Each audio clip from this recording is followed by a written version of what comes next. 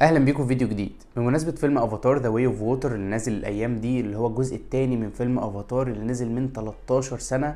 فقلت نعمل فيديو صغير كده نفكر بيه الناس بالاحداث اللي حصلت في الجزء الاول عشان ندخل على الجزء الجديد واحنا مستعدين. خصوصا ان فيلم افاتار الجزء الاول قصته مش معقده او خرافيه او ملعبكه، يعني لا، هي قصه بسيطه عادي. لكن اللي ساعد الفيلم وقتها على الشهره الكبيره دي هو كذا حاجه، منهم اكيد شغل الفيجوال افكتس والسي جي اي اللي اتعمل فيه، اللي كان خرافي جدا. واحنا لسه لحد النهارده في 2022 اهو بنعمل حاجات اسوأ منه. كمان الفيلم ابتدى ترند تجربه السينما 3 دي والنضارات والكلام ده، فكان في حماس كبير عند الناس وكانت الناس عايزه تجرب الموضوع ده. فده اللي ساعده في ان هو يعمل ارباح كبيره جدا ويتشهر جدا ويفضل متربع على عرش اكبر ارباح في التاريخ لحد ما يجي فيلم اند جيم في 2019 ويكسر الرقم ده. كمان الفيلم للمخرج جيمس كاميرون اللي عمل قلق سنه 99 بفيلم تايتانيك واختفى عن الساحه تقريبا لمده 10 او 11 سنه.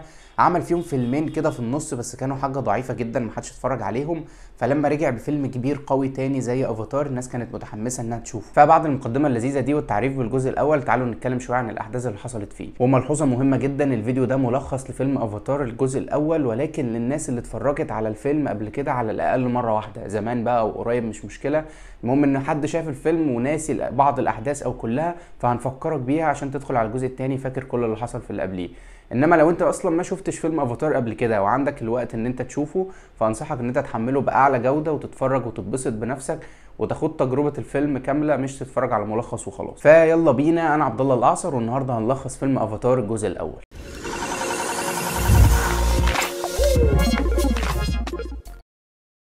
القصة بتاعتنا بتبدأ في المستقبل سنة 2154 لما بيكون كوكب الأرض استهلك تقريبا كل الموارد والعناصر الموجودة فيه، وبيبدأ يدور على موارد تساعده ويستخدمها في كواكب تانية أو أماكن تانية والكلام ده كله. وبيكون في منظمة تابعة للأرض مسؤولة عن الموضوع ده، وبتلاقي عنصر مهم أو عنصر غالي جدا ويقدروا يعملوا منه حاجات كتير اسمه الأونوبتينيوم. بيلاقوا العنصر ده موجود على كوكب اسمه باندورا، كوكب تاني غير كوكب الارض خالص. والكوكب ده بيعيش فيه سكان اصليين اسمهم النافي، والنافي دول اللي هم اللي شكلهم ازرق، لونهم ازرق، دول اللي انت اكيد عارف شكلهم. يعني الشعب ده بيقدس شجره معينه موجوده في الكوكب هناك اسمها الهوم تري او الشجره الام، والشجره دي جذورها هي اللي المفروض بتمد كوكب بندوره كله بالحياه وبالطاقه على حسب معتقدهم وايمانهم بالموضوع ده. ولكن الشجره دي جذورها قايمه على كميه كبيره جدا من عنصر الاونوبتينيوم اللي البشر عايزين يستحوذوا عليه. ولان الهواء في الكوكب ده سام اصلا بالنسبه للبشر، وكمان ما يقدروش يختلطوا بشكل مباشر مع النافي او المخلوقات التانية المفترسه اللي موجوده هناك، فالبشر قرروا ان هم يعملوا مشروع جديد يقدروا بيه يدخلوا جوه المجتمع ده. والمشروع ده هم انهم يعملوا حاجه اسمها الافاتارز. الافاتارز دي بكل بساطه هي جسم او هيئه كيان ملوش روح، ولكن ليه نفس شكل وهيئه النافي اللي هو الشكل الازرق الطويل ده. والافاتار ده بيقدر حد من البشر يدخل جوه جهاز موجود في المحطه اللي تبع البشر، ينام في الجهاز ده وبوعيه بس بعقله يقدر يتحكم في الجسم الكبير اللي على شكل النافي، ويقدر يتحكم في الافاتار بتاعه وياخده بقى، وممكن يدخل جوه الغابه ويستكشف العالم الجديد ده. وبالتالي المنظمه بتاعتنا تقدر تحصل على ان هي عايزاه بانها تقدر تبعت افاتارز للمكان اللي عايش فيه السكان الاصليين، بحيث ان هم يعرفوا اسرار ويبلغوها، يشتغلوا كجواسيس او يحاولوا يتعلموا لغه الناس دي ويتواصلوا معاهم ويقنعوهم انهم يتحركوا من مكانهم عشان البشر يقدروا ياخدوا من العنصر اللي هم عايزينه ده. وكان من ضمن البشر اللي ليهم افاتار خاص بيهم في المنظمه دي كان عالم اسمه توم، والعالم ده للاسف اتقتل في حرامي كان عايز يسرقه فقتله. ولازم عشان حد يستخدم نفس الافاتار بتاع توم اللي في المشروع اللي اتصرف عليه كتير جدا ده ويقدروا يستفيدوا بالافاتار ده، لازم يكون حد له نفس جينات توم ونفس شكله.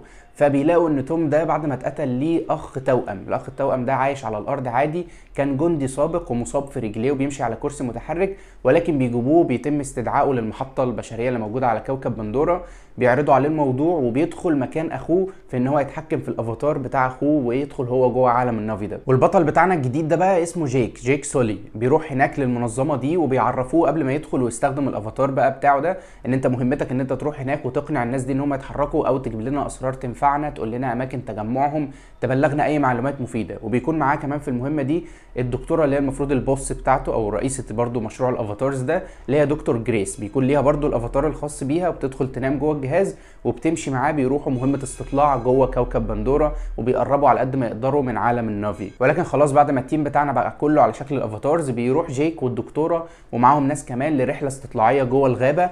ولكن هناك بتحصل مشكله وبيطلع عليهم وحش ضخم جدا، وده بيسبب ان جيك بالافاتار بتاعه، طبعا هنا بتكلم على الافاتار نفسه، بيهرب وبيتوه من التيم بتاعه، والتيم بيضطر ان هو يمشي لانه مش هيقدر يستنى اكتر من كده، ومش لاقيه اصلا، هم مش لاقيين جيك راح فين. وجيك بيقدر ينقذ نفسه من الوحش الكبير ده، ولكن بالليل بتطلع عليه مخلوقات تانية برضه بتحاول تقتله، وبيكون خلاص هيروح فيها، ما عدا ان في بنت بتطلع هناك من سكان النافي وبتنقذ جيك وبتقتل الوحوش اللي كانت بتهاجمه دي، وبتاخده معاه للقبيله بتاعتها. والبنت دي هي نيتيري ابنه قائد القبيله، بتاخد معاها جيك للقبيله، وهناك ابوها بيقرر ان هو ما يقتلوش ويسيبه ويعلمه ويحاول يخليه واحد منهم ويقرب من ثقافتهم على قد ما يقدروا، لانه حس ان جيك ده كان لما جيك قال له ان هو كان جندي قديم، قال ان ده اول مره حد يجي لهم من المجتمع الخارجي يكون جندي قبل كده، فاحنا ممكن نستفيد منه كمان ومن خبراته والكلام ده. فقرروا ان هم يخلوه معاهم ويعلموه حاجات جديده والكلام ده. وبكده بيكون جيك اول افاتار يقدر يوصل للقرب ده من النافي او القبيله بتاعتهم،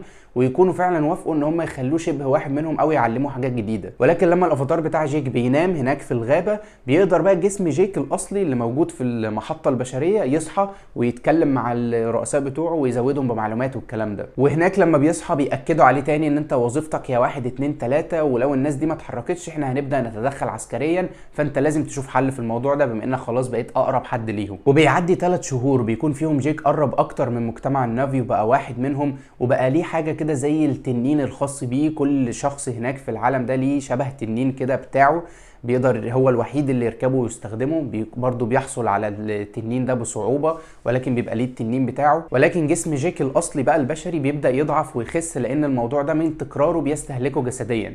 وكمان جيك والتيم بتاعه بيزهقوا من زن الفريق أو العقيد مايلز اللي عمال يزن عليهم، اللي عايز معلومات وعايز الموضوع يتحرك. وعدى 3 شهور فبيقابل تاني العقيد مايلز، بيقابل جيك تاني وبيقول له انت معاك مهله صغيره عشان تقنع الناس دي انهم يتحركوا من مكانهم، يا اما هنتدخل عسكريا. والموضوع طول، وبقيت اشك في التقارير اللي انت بتكتبها، بقيت احس ان انت متواطئ معاهم اكتر، مش عايزنا نتدخل، فانجز عشان الموضوع ما يتحولش لتدخل عسكري. ولكن بتعدي المهله وبيعدي فتره كمان، وجيك بيكون مندمج داخل المجتمع ده وعايش حياته عادي. وبيقرر العقيد مايلز ان هو يتدخل فعلا عسكريا، ويروح بجرار كبير جدا وجنود ويهدموا جزء من الغابه بتاعه السكان ده قدام عينيهم كنوع من التهديد، واللي هو احنا موجودين اهو، وده تهديد السلاح بقى اذا كان عاجبكم.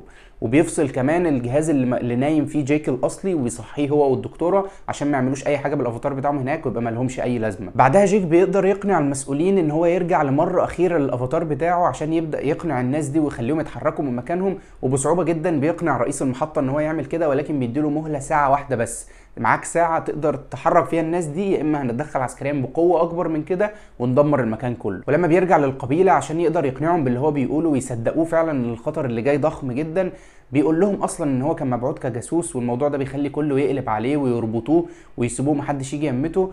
وفي الاثناء دي بتحصل المصيبه الاكبر، ان الساعه بتعدي وبيتدخل فعلا البشر بجيش كبير جدا من الطيارات، وبيحدفوا صواريخ كتير جدا على الشجره الام او الهوم تري اللي اتكلمنا عنها في الاول، اللي تحتها العنصر اللي البشر عايزينه. بيحدفوا صواريخ كتير جدا لغايه لما فعلا بيهدموا الشجره وبيتحركوا بيمشوا خلاص. يعني اللي هو ايه، المرحله الاولى من الهجوم خلاص خلصت، فلو ما اتحركتوش هنيجي ونكمل برضه. وكمان في المعركه دي بيتقتل ابو نيتيري قائد القبيله كلها. والمره دي بعد الهجوم ده العقيد مايلز والرؤساء اللي معاه بيصحوا جيك والدكتوره وبيطلعوهم من الجهاز اللي هم كانوا نايمين فيه، وبيحبسوهم كمان في زنزانه. ولكن في بنت من الجنود الطيارين اللي شغاله في المنظمه دي كانت متضامنه مع جيك واللي بيحصل، وشايفه ان الدمار والخراب اللي البشر بيعملوه ده غلط، فقررت انها تهرب جيك والدكتوره اللي معاه. وهربوا فعلا وخدوا طياره من المكان، وخدوا معاها الجهاز اللي جيك بيقدر ينام فيه وتحول الافاتار بتاعه، خدوه معاهم وهم بيهربوا، شدوه بالطياره. ولكن اثناء عمليه الهروب دي دكتور جريس بتتصاب بطلقه من مسدس العقيد مايلز، وبتفضل مصابه لغايه لما بيروحوا لمكان بعيد بقى في الغابه وبيستقروا فيه. وبيروح جيك لمكان بعيد ويدخل جوه الافاتار بتاعه تاني ويرجع للقبيله، ولكن المره دي بيرجع لهم بحاجه بالنسبه له مدهشه، وهي انه بيروض اكبر تنين من التنين اللي قلنا عليهم دول. معروف ان هو اصلا محدش يقدر يتحكم فيه او يسيطر عليه وحجمه ضخم جدا. جيك بيروح وبيعرف يروضه ويجي بيه للقبيله، وده بيخليه يكتسب شويه ثقه من تاني مع الناس دي ويؤمنوا بيه، وخلاص يعني يعدوا اللي فات ويحاولوا يخلوه يساعدهم. وبيحاول جيك والقبيله اللي معاه ان هم ينقذوا دكتور جريس، بياخدوا الجسم البشري بتاعها والافاتار بتاعها ويحطوه عند مكان تاني كده مقدس، هم بيؤمنوا ان هو فيه ارواح وحاجات من دي. وبيحاولوا يعملوا طقس كده من الطقوس عشان يرجعوها للحياه، ولكن للاسف العمليه دي بتفشل ودكتور جريس بتموت. بعدها بنوصل للمعركه الاخيره في الفيلم اللي هي طويله شويه الحقيقه، ولكن فيها النافي بيقدروا يستغلوا ذكائهم ومعرفتهم بالارض ان هم موجودين فيها، وبيدمروا طيارات كتير فعلا من طيارات البشر. وبتحصل في المعركه دي مواجهه مباشره ما بين العقيد مايلز وما بين جيك الافاتار، وبتكون خلاص هتنتهي على ان جيك هيتقتل، ولكن بتتدخل نيتيري بسهم من بعيد جدا بتقتل بيه مايلز وبتنقذ بيه الافاتار بتاع جيك. ولكن للاسف في الاثناء دي برضو بيكون مايلز قبلها دمر المكان اللي نايم فيه جيك البشري الاصلي، فنيتيري بتجري على المكان ده وبتلحق جيك البشري، وبتكون دي اول مره تشوفه في هيئته الحقيقيه اللي هو عليها. بتلبسه الماسك بتاع الاكسجين وبتلحقه قبل ما يغمى عليه لانه مش عارف يتنفس، وبالتالي بتنقذ جيك الاصلي والافاتار مغمى عليه بره. بعدها البشر بياخدوا كل حاجتهم ومعداتهم وطياراتهم وبيمشوا، وبيحصل اخلاء للمحطه البشريه اللي موجوده على كوكب بندورا تحت اشراف طبعا النافي، بيشرفوا على الموضوع ده وكله بيمشي، والبشر بيسيبوا المكان تماما بيخلص موضوع الحرب ده على كده. وبعدها بنوصل للحته الاخيره في الفيلم واللي فيها النافي بياخدوا الافاتار بتاع جيك وجيك البشري نفسه، بياخدوا الكيانين دول وبيودوهم عند الشجره المقدسه اللي بتاعه الارواح والكلام ده، وبيبداوا يعملوا طقس من الطقوس. المفروض ان الطقس ده غرضه هو دمج الكيانين دول، دمج الوعي بتاع جيك جوه جسم الافاتار بحيث ان هو يبقى واحد منهم تماما. وبيفضلوا مستمرين في الطقس ده لغايه لما بنوصل للقطه الاخيره في الفيلم، وهي ان الافاتار بتاع جيك بيفتح عينه كدليل على ان هو خلاص دلوقتي بقى كجسم الافاتار ده هو ده جيك ككل. الجسم البشري ممكن ما نعملش بيه اي حاجه، مش محتاج ينام جوه الجهاز عشان يتحول للافاتار. كده جيك بقى عندنا في هيئه النافي وبقى واحد منهم رسميا، فتح عينه، تتر النهايه، الفيلم خلص. دي اول مره اعمل ملخص لاي حاجه، فاتمنى الموضوع يكون كان لذيذ ووفقت فيه يعني. ارائكم مهمه على الفيديو ده، عرفوني رايكم، الموضوع كان مفهوم والسياق باين ولا في اي مشكله في اي جزئيه، يا ريت تعرفوني في الكومنتات. وطبعا لو وصلت لحد هنا احب اشكرك جدا. لو عجبك الفيديو ما تنساش تعمل لايك، لو تحب تشوفني تاني اعمل سبسكرايب، وتابعنا على انستجرام وتيك توك، هتلاقي اللينكات كلها في الديسكربشن، واللايك لصفحه الفيسبوك هسيب لك اللينك في الديسكربشن. وبس كده، سلام.